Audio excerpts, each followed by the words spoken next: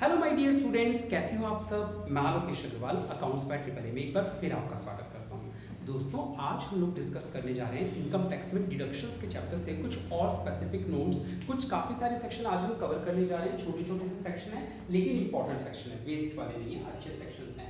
जिनमें से हमने पिछली क्लास में सेक्शन 80G पढ़ा था जो डोनेशन के लिए था। आज 80GG पढ़ने वाले हैं उसी फैमिली से।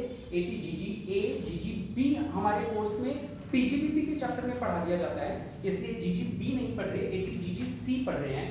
उसके अलावा 80E फैमिली से 2 सेक्शन है, वो भी पढ़ेंगे। फिर हमारे 2-3 सेक्शन और आ जाएंगे, 80TTA TTB और एक 80RRB समथिंग करके। उसके अलावा 80IA वगैरह वो सेक्शन है जो हमारे काम के बिल्कुल भी नहीं है, उन्हें हम छेड़ेंगे भी नहीं, बिल्कुल भी काम के नहीं है इंडस्ट्रियल अंडरटेकिंग में। तो आइए बेटा इतना सा देखते हैं केवल हम लोग जो हमने लिखा है बोर्ड पे, इसके अलावा कुछ भी नहीं है हमारे कोर्स में। देखो बेटा, सबसे पहले 80GG पढ़ रहे हैं और 80GG बड़े ही काम का सेक्शन है। ध्यान से देखना, आप सब लोग इसको काम में ले सकते हो, ठीक है। आप अपने घर वालों को बता सकते हो वो काम में ले सकते हैं इसको।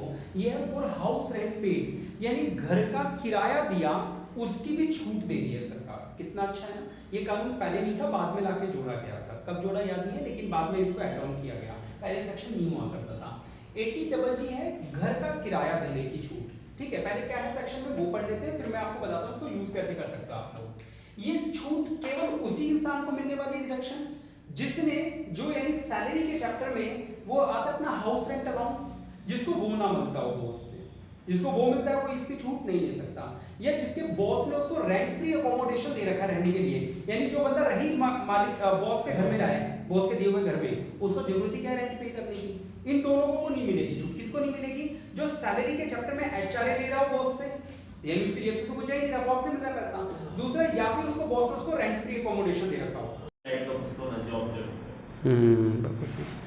आओ बेटा, तो हम ये देखते हैं कि एचआरए और आरएफए जिनको नहीं मिलती उन्हीं को ये छूट मिल सकती है, जिनको एचआरए और आरएफए नहीं मिल रहा होगा। यानी एक नॉर्मल बिजनेस वाला इंसान है वो ये छूट ले सकता है। कितनी छूट मिलेगी? Lower of the following is allowed. 3 conditions दे रखे, तीनों की वैल्यूज निकालोगे, जिसकी वैल्यू सबसे छोटी आएगी वो आप लोगों को छूट मिल जाएगी। क्या कंडीशन है? पहली है 5000 पर मंथ, यानी पूरे साल के कितने हो गए? 60,000 रुपए। दूसरी क्या है बेटा? 25% of AGTI, adjusted gross total income. कैसे निकलेगी एडजस्टेड ग्रॉस टोटल इनकम? जो हमारी ग्रॉस टोटल इनकम होगी उसमें से 3 चीजें हटा देंगे। 111A वाले short term capital gain, 112A वाला लॉन्ग टर्म कैपिटल गेन, और 80C से 80U तक की सारी डिडक्शंस एक्सेप्ट 80GG। 80G नहीं, 80GG वाली, ठीक है बेटा। ये 3 चीजें माइनस कर देंगे तो जो बचेगा हमारा उसे एजीटीआई बोलते हैं, उसका 25% लिख देंगे। फिर तीसरी कंडीशन आएगी रेंट पेड माइनस 10% ऑफ एजीटीआई, ठीक है। इन तीनों में से जो सबसे छोटी रकम होगी वो डोनेशन मिल जाएगी। समझ में आ रहा है? बहुत इंपॉर्टेंट सेक्शन है, इसको रियल लाइफ में काम में लिया जा सकता है। अगला हमारा सेक्शन है 80GGA, जो कि donation for scientific research and rural development के लिए। यानी आपने डोनेशन का पहले भी एक सेक्शन पढ़ चुके हैं 80G, अब आप पढ़ रहे हो 80GGA। और GGA किसके लिए बनाया गया? साइंटिफिक रिसर्च वाले लोगों के लिए, या जहां रूरल डेवलपमेंट का प्रोग्राम चल रहा है उनको अगर आप डोनेट करते हो तो ये उस लिस्ट में कहीं पे भी नहीं थे अगर आप देखो तो, ठीक है। तो जो उस लिस्ट में नहीं थे उसके अलावा भी डोनेशन अगर आपने दिया इन दोनों को, इन दोनों में से किसी को, तो आपको 100% अलाउड है। लेकिन ये केवल उन्हीं को अलाउड है जिनकी पीजीबीपी चैप्टर में कोई इनकम ना हो। जिन लोगों की पीजीबीपी चैप्टर में इनकम है, profit and gain from business and profession, उन लोगों को पी&एल अकाउंट के डेबिट साइड में ही पूरी वैल्यू माइनस करने का सेक्शन 35 में डिडक्शन मिल जाती है। यानी इसी डोनेशन की उन लोगों को डिडक्शन मिलती है जो बिजनेस वाले हैं, लोग हैं। जैसे मैं अग्रवाल अकाउंट्स अकेडमी से डोनेट कर रहा हूं तो मुझे पीजीबीपी अपना प्रॉफिट कैलकुलेट करते समय सेक्शन 35 में छूट मिल चुकी होगी। तो ये वाली छूट केवल उन्हीं लोगों को मिलेगी जिनकी ग्रॉस टोटल इनकम के अंदर पीजीबीपी का टॉपिक ही नहीं है, उन्हीं लोगों के लिए छूट है। तो जो बिजनेस वाले डोनेट कर रहे हैं उनको छूट कौन से चैप्टर में मिल गई? पीजीबीपी के चैप्टर सेक्शन 35 में। और जो बिजनेस वाले नहीं है उन लोगों के लिए यहां पे है only for those who does not have income from under the head PGBP, उन लोगों के लिए, अपन सब लोगों के लिए यहां पे है। डिडक्शन अलाउड, कितनी डिडक्शन अलाउड है? जितना भी आप डोनेशन दोगे पूरा अलाउड है, कोई कमती बत्ती पैसे की दिक्कत नहीं है, ठीक है। उसके बाद बेटा क्या है? डोनेशन अगर आपने 10,000 रुपए से ज्यादा का दिया है, कितने का दिया है? अगर आपने डोनेशन जो दिया है वो 10,000 रुपए से ज्यादा का दिया है तो आपको पेमेंट जो करनी है वो एनी मोड हो, किसी भी तरीके से हो, बस कैश से ना हो। Any mode other than cash, यानी 10,000 से ज्यादा का अगर डोनेशन दिया है तो कैश में ना हो। बेटा आप लोगों ने वो चैप्टर पढ़ा था पिछला 80G वाला जो टॉपिक पढ़ा था, उसमें डोनेशन 2,000 रुपए से अगर ऊपर है तो अदर देन कैश होना चाहिए, और यहां पे 10,000 से ऊपर है तो अदर देन कैश होना चाहिए। मुद्दा है कि डोनेशन किसको दिया हो, किसको दिया हो। पर्पस तो साइंटिफिक रिसर्च या रूरल डेवलपमेंट है, किसको दिया हो सुन लेना बेटा, क्योंकि जिस सवाल में उलझने आ जाती है, एक वर्ड चेंज कर देते हैं आप कंफ्यूजन में चले जाते हो, या डायरेक्शन आउट होगी या नहीं होगी।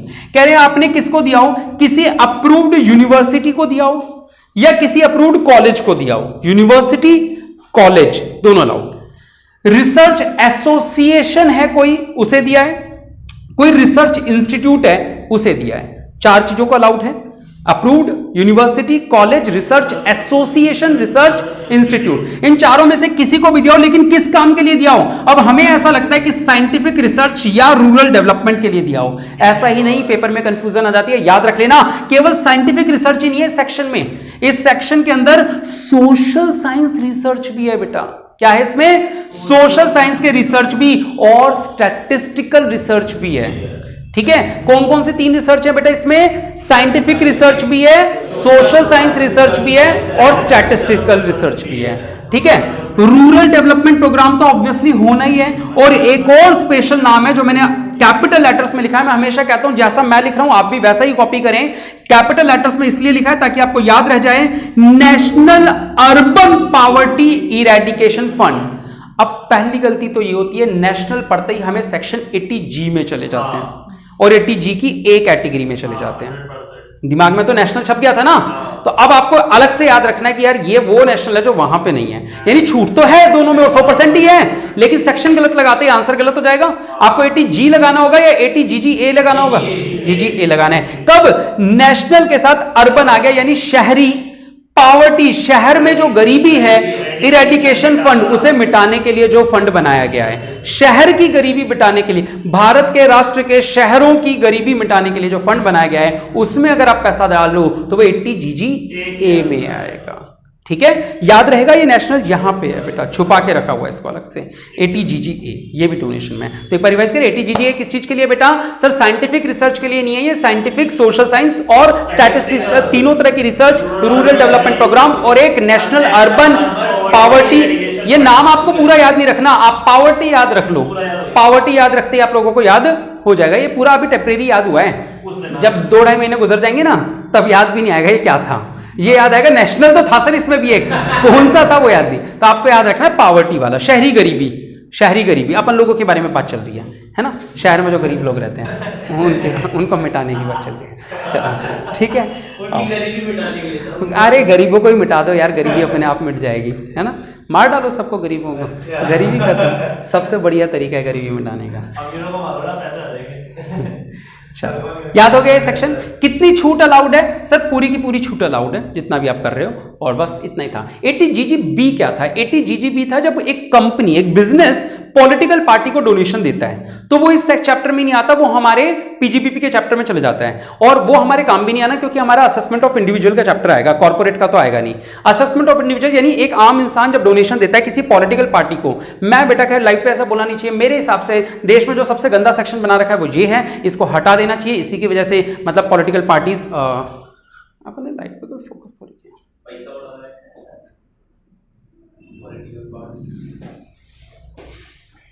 एक सेकंड,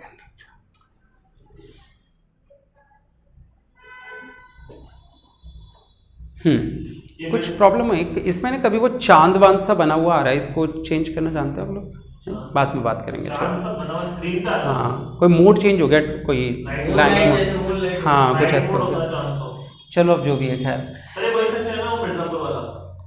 हाँ कंट्रीब्यूशन टू पॉलिटिकल पार्टीज और इलेक्टोरल ट्रस्ट, बेटा देश के अंदर जो सबसे बड़ी चीज चल रही है, देश में कौन सी पार्टी जीतती है, जो पार्टी सबसे ज्यादा प्रचार प्रसार करती है, और प्रचार प्रसार करने के लिए बहुत सारे पैसों की जरूरत होती है। पैसा आता कहां से है, अंबानी अडानी की जेब से, बड़े बड़े बिजनेसमैन से। क्यों दे देते हैं वो पैसा, क्योंकि इसमें जितना भी आप दान देते हो पॉलिटिकल पार्टीज को, वो डिडक्शन की कोई लिमिट ही नहीं है, 2 करोड़ दो, 2 करोड़ रुपए माइनस करा लो, कोई लिमिट ही नहीं है इसमें, है ना।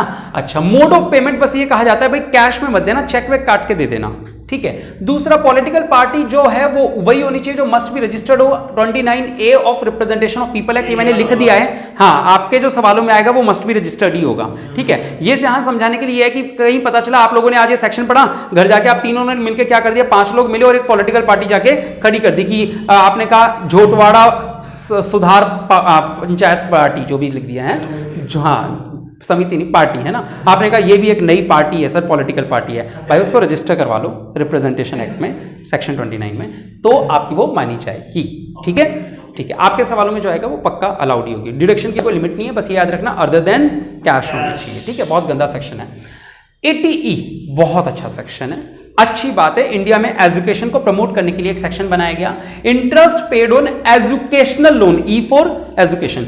एजुकेशनल लोन जो आपने लिया हायर एजुकेशन के लिए, जैसे मान लो बेटा मैंने अब पीएचडी, हायर एजुकेशन वैसे 12th के बाद सारी पढ़ाई को हायर एजुकेशन बोलते हैं, मैं अब पीएचडी करने का प्रोग्राम बना रहा हूं, तो मैं फॉरेन साउथ अफ्रीका जाके मैं पीएचडी करने की सोच रहा हूं, जिसपे लगभग मेरा 22 लाख के आसपास का खर्चा आने वाला है। तो बेटा मैं वहां से क्या कर ले रहा हूं, एक लोन ले रहा हूं, मेरे पास तो 22 लाख के 22,000 भी नहीं है, तो 22 लाख का क्या कर रहा हूं मैं, एक लोन लेने की सोच रहा हूं। और लोन लेने के बाद क्या होता है, उस लोन की किस्त चुकानी पड़ती है। अब जब तक मेरी पीएचडी चलेगी तब तक मेरे को कोई किस्त नहीं चुकानी होती, यानी 4 साल 5 साल जब तक पीएचडी करूंगा तब तक पढ़ाई करो। उसके बाद 1 साल का मेरे को पीरियड दिया जाता है, 1 साल के, हाँ एक जॉब ढूंढो या कुछ भी करो, 1 साल के बाद से फिर किस्त चालू हो जाएगी। मेरी पीएचडी कंप्लीट हुई, 1 साल का वेटिंग पीरियड, उसके बाद से किस्त चालू। अब इंटरेस्ट तो लेकिन काउंट हो रहा है मेरा, अभी भी पैसे ले नहीं रहा बैंक मुझसे, लेकिन इंटरेस्ट मेरा अभी भी काउंट होना चालू हो रखा है। जब मैं पहली बार कमाऊंगा तब से किस्त चालू हो जाएगी, कमाऊं या नहीं कमाऊं मतलब मेरी वो 1 साल के बाद से किस्त चालू हो जाएगी। पहली बार जिस दिन किस्त चालू होती है उस दिन से ये डिडक्शन मिलनी चालू होती है। डिडक्शन कब से मिलेगी, अभी से जब से मेरा कोर्स चालू हो गया, या उस दिन से, उस दिन से मिलेगी। ठीक है, अब कुछ रूल्स पढ़ना है इसके। एजुकेशन लोन आपने किसके लिए लिया हो, खुद के लिए लिया तो भी ठीक है, मैंने अपनी बीवी को पढ़ाने के लिए भेजा, मैंने कहा इस बहाने 5 साल बाहर तो जा, तो साउथ अफ्रीका घूमा जा, स्पाउस को दे दिया, लोन ले लिया तो भी चलेगा।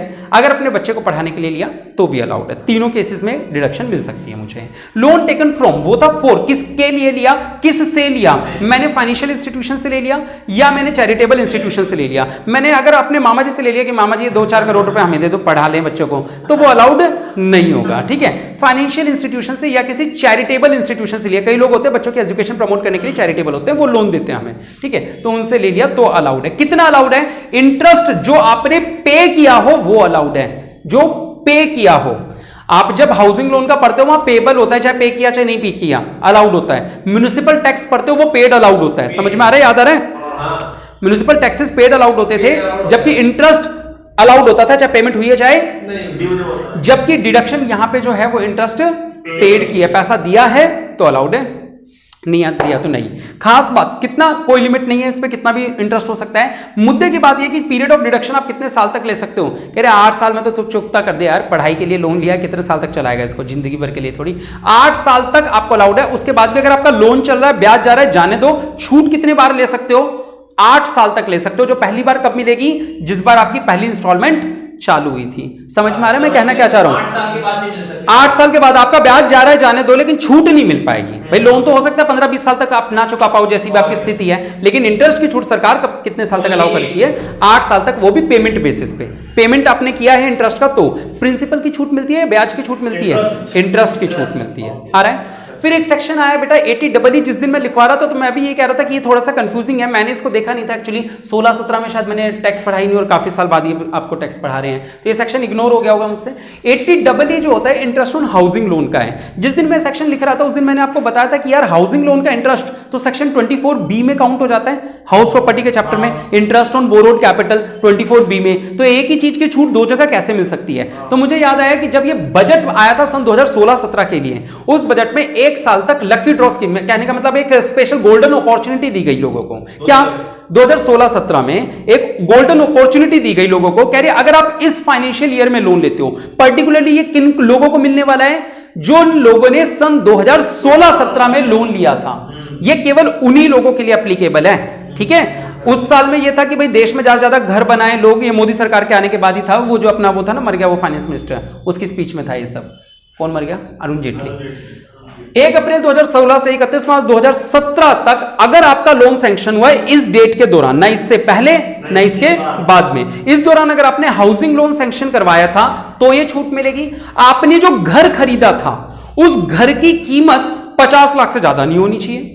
सर दोनों तो मिलेगी उस टाइम अगर लोन लिया तो? वो तो मिल ही रही है इंटरेस्ट ऑन बोरोड कैपिटल, उसके अलावा यहां और मिल रही है, उसके हाँ यहाँ पे एक अलग से मिल रही है, तो गोल्डन अपॉर्चुनिटी है ये, ठीक है। वो तो उस चैप्टर वाली तो चल ही रही है जो चल रही है। यहाँ क्या है, ध्यान से सुनना फिर से, वैल्यू ऑफ हाउस प्रॉपर्टी आपकी 50 लाख से ज्यादा ना हो तभी अलाउड है, और लोन जो लिया हो वो 35 लाख से ज्यादा ना हो।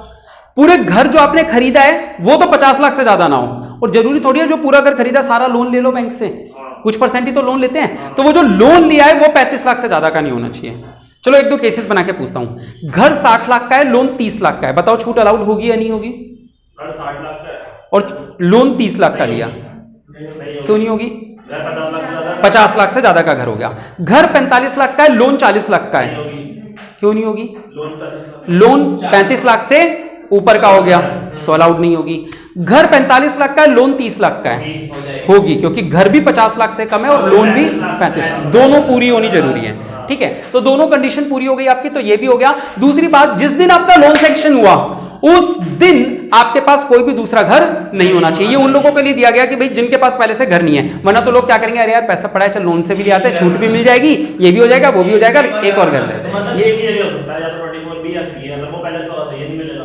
नहीं, ये लिया तो इसकी छूट तो 24B में तो मिलेगी मिलेगी, वहां भी मिलेगी और यहाँ भी मिलेगी। यहाँ एक्स्ट्रा है, लेकिन यहाँ एक लिमिट लगा दी गई, एक लिमिट लगाई गई। वहां 2 लाख की लिमिट थी, यहाँ पे अगर उसका इंटरेस्ट रेट ज्यादा बन रहा है तो यहाँ एक लिमिट लगाई है। क्या डिडक्शन अलाउड होगी कितनी? लोअर ऑफ इंटरेस्ट पेबल, उसमें भी इंटरेस्ट पेबल होता था और 2 लाख की लिमिट होती थी, वो वहां पे लगाना वो कोई दिक्कत नहीं है। यहाँ पे उसके अलावा है इंटरेस्ट पेबल, फिर से यहाँ लिखो, जो वहां लिखा था वही यहाँ पे भी लिख दो एक तरीके से। वहां वैसे 2 चीज होती थी, कैपिटल इंटरेस्ट और रिवेन्यू नेचर का, यहाँ केवल रिवेन्यू नेचर का, यानी कि केवल पिछले साल का। रिवेन्यू नेचर जानते हो किसको बोलते हैं?